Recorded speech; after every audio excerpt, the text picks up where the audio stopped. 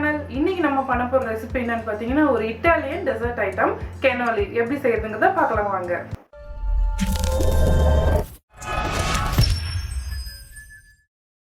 First ரிகோட்டா cheese ready பண்ணிக்கணும். அதுக்கு பால் 1/2 litre, wiping cream 125 ml. நீங்க ஹெவி க்ரீமும் இதுக்கு பதிலா யூஸ் பண்ணிக்கலாம். உப்பு 1/4 டேபிள் ஸ்பூன் இதை சேர்த்துட்டு நல்லா மிக்ஸ் பண்ணி விட்டுக்கோங்க. பால் வந்து நல்லா ஃபுல் ஃபேட் மில்காக எடுத்துக்கோங்க. பால் நல்லா கொதிச்சு வரட்டும். பால் நல்லா கொதிச்சிருச்சு. லெமன் ஜூஸ் 1 டேபிள் ஸ்பூன் இதில் ஊற்றிடுங்க. இப்போ பால் நல்லா திரிஞ்சு வரும். லெமன் ஜூஸ் ஊற்றினோடனே நம்ம பால் வந்து நல்லா திரிஞ்சு வந்திருக்கு. இதை வந்து இப்போ ஃபில்டர் பண்ணிடலாம். கீழே ஒரு ஃபில்டர் வச்சு மேலே வந்து கிச்சன் டவல் வச்சு கவர் பண்ணியிருக்கேன். நம்ம காய்ச்சின பாலை இதில் ஊற்றி ஃபில்டர் பண்ணிடலாம். இதில் இருக்க எக்ஸ்ட்ரா தண்ணி எல்லாத்தையுமே ஃபில்டர் பண்ணிவிடுங்க. நம்மளோட சீஸ் கொஞ்சம் சூடாக இருக்கிறதுனால இதை வந்து நான் ஃப்ரிட்ஜில் வைக்க போகிறேன். ஒரு 15 நிமிஷத்துக்கு இதை நம்ம ஃப்ரிட்ஜில் வச்சுக்கலாம். இப்போ நம்ம cannoliயோட டோ ரெடி பண்ண போகிறோம். அதுக்கு இந்த மாதிரி ஒரு மிக்ஸி ஜார் எடுத்துக்கோங்க. மைதா 1 கப், 250 கிராம், உப்பு 1/4 டேபிள் ஸ்பூன்.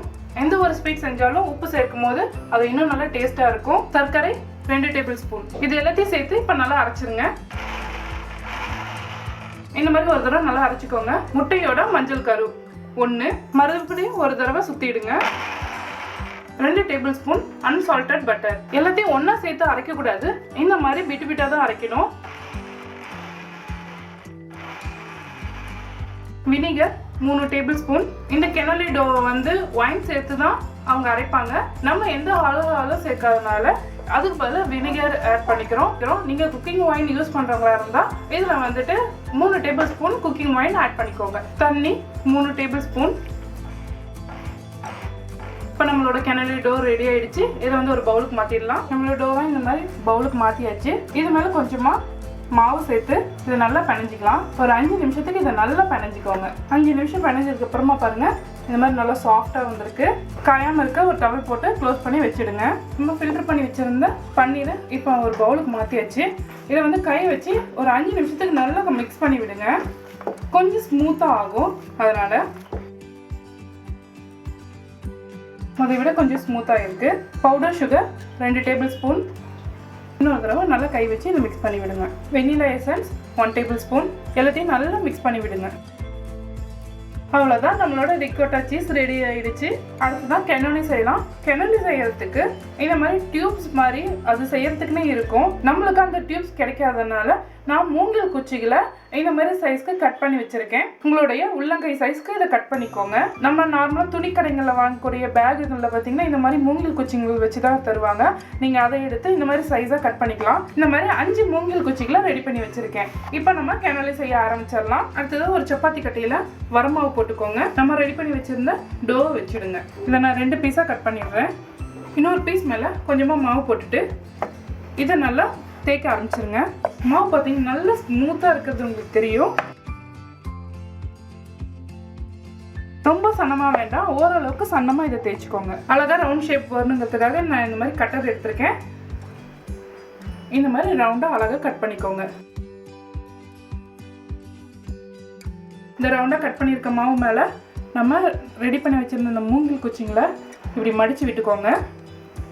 இதை ஒட்ட வைக்கிறதுக்காக நம்ம எடுத்து வச்சிருந்தோம்ல வெள்ளைக்கருவு, அதை வந்து இப்படி எடுத்துக்கோங்க. எடுத்து இந்த பக்கம் ஒட்டிடுங்க. இதை வந்து ஒரு பக்கத்துலேருந்து இன்னொரு பக்கத்துக்கு இப்படி ஜாயின் பண்ணி விட்டுருங்க. அவ்வளோதான். இந்த மாதிரி ரெடி பண்ணி வச்சுக்கோங்க. எல்லாத்தையுமே ஆயில் நல்லா ஹை ஃப்ளேமில் வச்சு ஹீட் பண்ணிக்கோங்க. பொரிக்கும் போது கொஞ்சம் லோ ஃப்ளேமுக்கு மாற்றிடலாம். இப்போ வந்து நல்லா சூடாயிடுச்சு. நம்ம ரெடி பண்ணி வச்சுருந்தா cannoliஸை எல்லாத்தையும் இந்த எண்ணெயில் போட்டு பொரிச்சிடலாம். மூங்கில் குச்சி ஈரம் இல்லாமல் பார்த்துக்கோங்க, இல்லைன்னா எண்ணெயில் போட்டோன்னே அதெல்லாம் வெடிக்க ஆரம்பிக்கும். நான் 4 நாளாக சேர்த்து பொரிச்சிக்கிறேன். இப்போ இது நல்லா கோல்டன் ப்ரௌன் கலருக்கு ஃப்ரை ஆகி வரணும். இந்த ஜாயிண்டை ஒட்டும் போது நல்லா எக் ஒயிட் வச்சு ஒட்டிக்கோங்க, இல்லைன்னா எண்ணெயில் போடும்போது பிரிஞ்சிடும். இப்போ நம்மளோட cannoliஸ்லாம் ரொம்ப நல்லா வெந்திருக்கு பாருங்க. பபிள்ஸ் கூட நல்லா அடங்கியிருக்கு. இப்போ இதை ஆயிலேருந்து எடுத்துடலாம். நம்மளோட அடுத்த பேட்சையும் இதே போலவே பொரிச்சு எடுத்துக்கோங்க. நம்மளோட அடுத்த பேட்ச் ரெடி ஆயிடுச்சு. இதையும் ஆயிலேருந்து எடுத்துடலாம். நம்ம மூங்கில் குச்சியில் செய்கிறதுனால ஆயிலேருந்து எடுக்கும் போது 2 சைடும் இப்படி திருப்பி எடுங்க. ஏன்னா இந்த மாதிரி கணு இருக்க மாதிரி இருந்தால் அதுலேயும் ஆயில் இருக்கும். இங்கே பாருங்க. ஸோ 2 சைடும் இந்த மாதிரி திருப்பி ஆயில் ஃபில்டர் பண்ணிட்டு எடுங்க. இப்போ நம்ம cannoli எல்லாத்தையுமே இந்த ஸ்டிக்லேருந்து எடுத்துடலாம். சூடாக இருக்கும், அதனால ஒரு டவல் வச்சு பிடிச்சிக்கோங்க. லைட்டா இதை எடுத்தீங்கன்னா அவ்வளவுதான் வந்துடும். நம்ம பண்ண கேனோலிஸ்ல பாருங்க நல்ல பபிள்ஸா வந்திருக்கு. இதுதான் ஒரிஜினல் ட்ரெடிஷனல் கேனோலிஸ். ரொம்பவே பர்ஃபெக்டா வந்திருக்கு. கேனோலிஸ் எல்லாம் கொஞ்சம் ஆறுனதுக்கு அப்புறமா நம்ம ரெடி பண்ணி வச்சிருந்தோம் இல்லையா ரிகோட்டா சீஸை இதுக்குள்ள ஸ்டஃப் பண்ணிருங்க.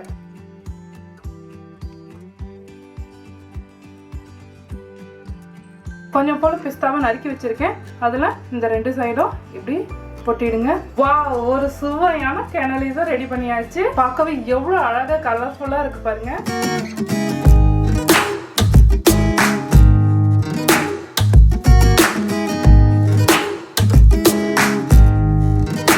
ஒரு பெர்ஃபெக்ட்டான சுவையான கேனோலிஸை நம்ம ரெடி பண்ணிட்டோம். இதை நான் டேஸ்ட் பண்ண போறேன். பாவம், என் மவுத்துக்கு ஏதோ ட்ரீட் வச்ச மாதிரி இருக்கு. ரொம்ப என்ஜாய் பண்ணி சாப்பிட்டேன். ரொம்ப நல்ல டேஸ்ட்டு. கண்டிப்பாக இந்த ரெசிபி வீட்டில் ட்ரை பண்ணி பாருங்க. மறக்காம மனமும் சமையல் சேனலை சப்ஸ்கிரைப் பண்ணாமல் சப்ஸ்கிரைப் பண்ணிக்கோங்க. பக்கத்தில் இருக்க பெல் ஐக்கான அழுத்திக்கோங்க. லைக் பண்ணுங்க, ஷேர் பண்ணுங்க. உங்களுக்கு விருப்பமான டிஷஸ் எதாக இருந்தாலும் என்னோட ஷேர் பண்ணிச்சிங்கன்னா கமெண்ட் பாக்ஸில் கமெண்ட் பண்ணுங்க.